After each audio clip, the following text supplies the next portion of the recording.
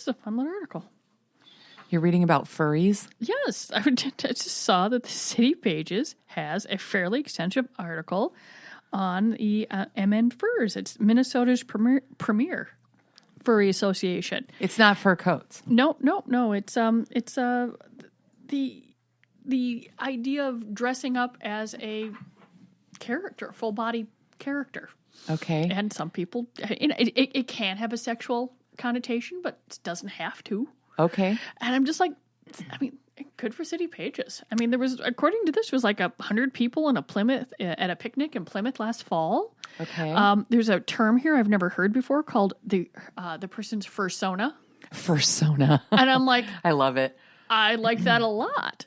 And so like I said, I'm just flipping through here right now. People are actually using their real names, and they folks that enjoyed fantasy and role playing and it just everything was contained in an online world, but they started making people transition to like real life doing fun stuff, and it's I mean, I knew it was out there, but the fact that it's like out there in public with real names means that people are like, okay, whatever turns your crank. Yep. I like that a lot. Yeah. Because honestly, I mean, personally, I have worn a full body. I was a mascot in high school, and I wore the ginger bear. If you guys remember Victorian Christmas years ago, I've worn that.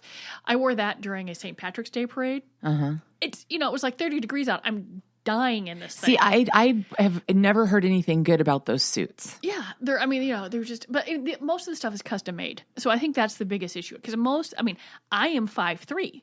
Most of the stuff I've worn is made for someone that's a hell of a lot taller. Oh, really? So I end up with these really wrinkly wrists and ankles, and I can't quite see out the head. Oh, God, it was fun, and the kids loved it, and the pictures, and I can understand why people like doing that sort of stuff. But, I mean, one parade was enough for me. I don't need to do that again. And one hockey game in high school, the person who was the lion couldn't make it, so I was friends with the cheerleaders, and they said, "Can you wear it?" And I'm like, "Yeah." Oh, and it was hilarious because I was even shorter then. And you couldn't see. Oh, I couldn't see jack. It was hilarious. Sort of, I had a little peripheral vision out of the mouth and this, but I'm walking in this suit and where it's an away game too, so it's hockey. It's like on ice. I did not go on ice. Oh my God, I don't think that was the only way the story could have gotten any better. No. If you can't see, you're on the ice in a strange arena. They were kind enough to say, we will not let you go out on the ice, Colleen.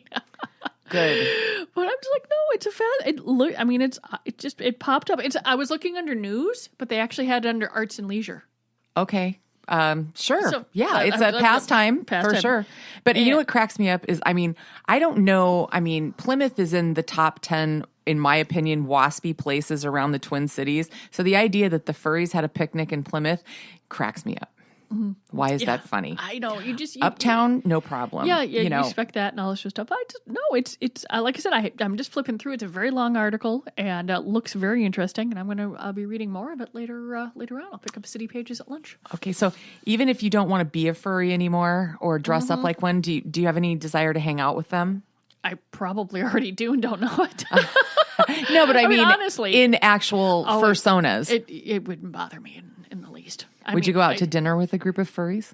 Sure. I mean, honestly, it just, out of all of the people and the things I know, I just know that, that's one aspect of someone's personality. I mean, I've had, lunch, with people in full latex outfits. Why would this be any difference? It takes a lot to sort of, knock you off of your game, doesn't it? It is. Yeah. It would be, I'm like, whatever. I just would be going, I'm sure they get this a lot because I used to get it when I did festival. God, is it hot in that costume? Yes. Yes, it is. Yes, it is. In case you're curious, yes. Yes, it's a 40-pound deal, I weighed mine once, and that was without the boots. Oh, God. Yeah, that's a lot of clothing. That's a lot. So I can't remember where I was, Colleen, when you sent me the article that I'm going to make you talk about. But the headline was Naked Man Climbs Excavator and Masturbates in the New York Post. This was the article. And I just glanced at my email because I saw it go by and I went, oh, huh. And whoever I was in mixed company and they're like, what's going on? I'm like, oh, stuff. You know, it is stuff. And what's, you see the headline and it's clickbait. Oh, I mean, sure. you know that. And Sure. you flip through there and I'm like, okay, was the person drunk? Was there, stuff like that? And then you find out that the person is schizophrenic. And so so then you start now it's not funny now anymore. Now it's not funny anymore. And but they to get nude and climb up a 30-foot tall construction excavator. I mean, that's big. That's a big thing. And so it was really, it's like he escaped an ambulance, removed his clothes, and then masturbated for all to see during rush hour. And the part that I find, sort of sad about this is that they got the guy down safe. They did all this. But because of this, he might be, I mean, I don't know what the rules are but you've got a break here. You've got to, they're trying to get this guy help. He gets out. What if he gets labeled a sex offender now? I mean, because a lot of the stuff seems to be zero tolerance. Yes, it was inappropriate behavior, but did the guy sort of know what he was doing? Did anyone actually get injured? Was there, but things get, and that's what I kept thinking about. And I didn't, I don't know enough to, Google around and see what's going through there, but I certainly hope they got, but I'm just like, I mean, they're like, I'm like, and they mentioned nothing because of course it was the New York Post. So there's just pictures and video and not a lot of stuff. Yeah. But let's hear it for the folks that got him down. I mean, got him back here and got him down safely. Yeah. No, I mean, that had to have been I mean, I'm sure that was not how they were planning on spending their day. Right. But I mean, they got the guy down safe and I was like, I bet it was nice and breezy and pleasant up there. So I kept thinking about the view, nice view. I mean, so my brain went a bunch of different places. So at least before the guy went into his cell, he had a nice view and a little wank. A little wank, yeah. Okay, so, you just said something that sort of piqued my interest. And by the way, it is the Great Northern Sexcast because this is what we always do every week. The sex offender thing is so dicey, I think. I mean, don't you kind of? Yeah, I mean, I think it was I don't think it was this Minnesota state, but I think it was the, federal government has just passed a law saying that could be interpreted that if two 15-year-olds send each other naked pictures of each other, they could be marked sex offenders the rest of their life. Yeah. And so you're talking, I mean, I understand there needs to be some sort of discussion. Why was this done? What were the circumstances? But to make it you do this happens without any discretion whatsoever. I mean, doesn't help anyone. I mean, what person has not experimented? And now people just have phones and they just, and ways of doing that. I mean, if you're 35 and you solicit someone, 14 to send you a picture, you got a problem. But if you're talking about teenagers whose brains aren't done yet, and they're marked for the next 80 years of their life. Well, we've already convoluted, we've convoluted, what's the point of juvenile court and juvenile law if we're going to treat them all like adults anyway? I mean, they've already muddied that up so badly that, It's right. Either they're a kid or they're not a kid, but you can't have it both ways on some of the stuff. And I just thought it's really, frustrating. You see this and, there's got to be some sort of, is there a rider that you can put on laws? It's saying valid until unintended consequences are figured out and must be revisited. I mean, or something. Yeah. There's got to be, because there's, folks, you can't, there's no such thing as perfect or zero tolerance or, you can't think of everything. Yeah. And it becomes very frustrating because not everything is the same. Yep. I mean, really. I mean, yeah, beat a 5-year-old, that's a problem. Yep. 2 16-year-olds sending a boob pic or a dick pic. Yeah, they need to be talked to about how it's inappropriate, but marked for the rest of their life? I know. No.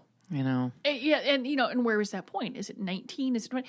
But I think you need to know intent. I think you need to know how it was, there's a lot there versus mandatory sentencing. And it's just, no, I agree. And I mean, look, sex offenses are, as they say in the Law and Order SVU, some of the more heinous crimes, yes. and particularly heinous, as they say. And I do think that they are. But I mean, I think that there is so much that's been lumped into very, very serious forever consequences for people. And I'm not so sure. Yeah, like I said, this poor guy in the excavator. I mean, is that going to follow him around for 80 years? I don't know. And I hope not. And that almost runs parallel a little bit to, if you are not of your right mind at the time that something happens, are you in fact responsible for it? Kind of like if you're a minor, you know what I mean? It's not, your brain's not done. Yeah. Yeah. So, I love some of the headlines we have today for Great Northern Sexcast News, Colleen. The one thing men should never do before sex. Okay, really, I found two things in this particular article. Okay, no, wasn't it? No, so this is completely different than what you're not supposed to eat before sex? Yes, ma'am. Okay. So, okay. Yes.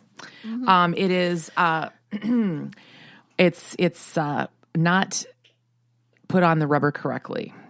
Okay, it's rubber flub up. It's like, and the whole article goes into about how you can have great intentions, but if you are too hasty, don't pay attention, and don't do it right, you've not only negated the whole exercise of what you were trying to do in the first place, and it goes into very long public service announcement, which is fine, about STIs and things like that, but it ends up. This is really a thing. So it won't do you any good pretending you're a large when you aren't. And that was the other part. Yeah, it is I was noticing over at, because I'll wander by, local Target, and I'll see what they're, what brands are selling and stuff are going on. And there's always quite the display of the Magnums and the other ones. But honestly, they don't seem to sell as fast as the other ones. So I think they're I'm not sure. People are getting real. I think hopefully people are learning. You got to have the right size. You can't have it too tight. Can't have it too large. It has to be just right. Yes, ma'am. To do the job. Yep. The real reason women moan during sex, you want to take a stab at that? Because they've got an itch in the middle of their back and they have to be distracted? No. Okay, I'm just... No. Actually, a 2012 study says the main reason women moan during sex is to boost their partner's morale and performance. Oh, that seems reasonable. Somebody wants to know that something's going right or something's going wrong. Trying to prop up the dude, or whoever, their partner. Well, you don't know. I mean, if you don't want to have a constant... stream of conversation during it. Perfectly way to go about it. Yeah. It's encouragement from the peanut gallery. That's 87% of women said that. 66% said they groaned to speed up a partner's climax, like to get it over with. I thought that was kind of funny too. So yeah. If you got things to do, Yeah. I mean, you want to be there, but you don't want to be there all day. Maybe that, I don't know. I'm assuming that it could, guys can do that too. I'm a big fan of consensual quickies. Oh, yeah. It's like, I'm really busy, but okay. Yeah. That as long as everybody's like, you're all there, on board. you're all on the same page. Especially. It is damn a lot of fun.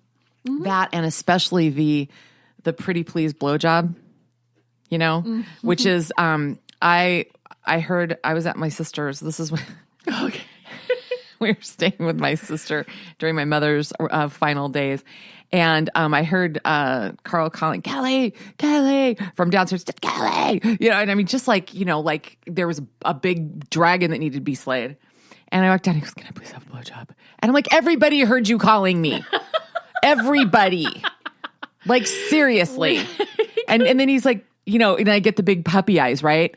And I'm like, okay, but we're going to have an agreement that you will not dawdle. And he's like, okay. No dawdling. No dawdling. And keep the other moans down. The whole world does not need to know. But that's fair negotiations, I think. I think yes. I mean, it's sort of like a hotel, like hotels. It's like, okay, what hotel are you in? How long are you going to be? Because you're going to do it. Right. But, how much are you, did you see or hear children running up and down the road, the hallway, so you got to be careful? Or did you notice if everyone seems to be grown-ups, you can be a little loud. Oh, see, you're so so considerate. I wouldn't give that a thought. I'm in a hotel. No, I know, but I've been in a hotel with a small child. Okay, and if they're napping, empathy.